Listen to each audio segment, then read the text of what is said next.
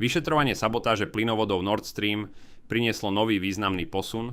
Nemecká spolková prokuratúra vo štvrtok oznámila, že muž obžalovaný v súvislosti s útokmi na plynovody Nord Stream 1 a Nord Stream 2 mal konať na pokyn ukrajinských štátnych predstaviteľov.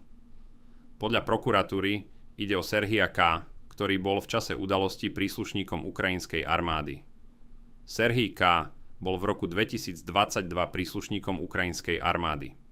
Po začiatku vojny koncom februára 2022 on a ďalší príslušníci armády na pokyn štátnych predstaviteľov na Ukrajine vypracovali plán zničiť plynovody Nord Stream 1 a Nord Stream 2, uviedla nemecká prokuratúra. Podľa obžaloby bolo cieľom operácie natrvalo prerušiť dodávky ruského zemného plynu cez Baltské more a zabrániť Rusku získavať príjmy z jeho predaja, ktoré by mohlo využívať na financovanie vojenských operácií.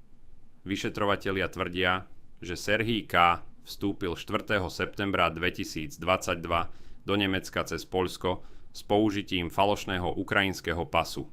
Následne sa mal stať súčasťou 7-člennej skupiny, ktorá sa nalodila na prenajatú plachetnicu Andromeda v prístave Viek na ostrove Rujana.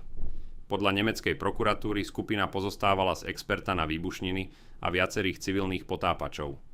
Neďaleko dánskeho ostrova Bornholm mali na potrubia na dne Baltského mora umiestniť 4 nálože s časovými rozbuškami. Výbuchy nastali 26. septembra 2022 a vážne poškodili oba plynovody Nord Stream.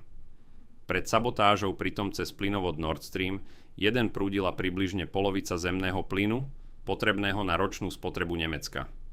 Serhija K. zadržali v lete 2025 v Taliansku a následne ho v novembri vydali nemeckým úradom. Prípad patrí medzi najvýznamnejšie vyšetrovania súvisiace s energetickou bezpečnosťou Európy. Obvinenia nemeckej prokuratúry predstavujú ďalší významný posun vo vyšetrovaní jednej z najväčších sabotážnych akcií posledných rokov.